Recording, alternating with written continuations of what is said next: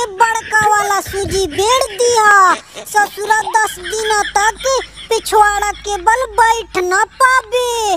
बैठ हमके ससुरा धोखा दिले बा।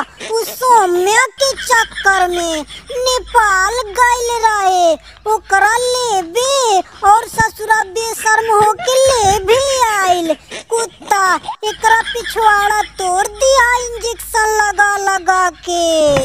एक काजल तू टेंशन मत कर यार।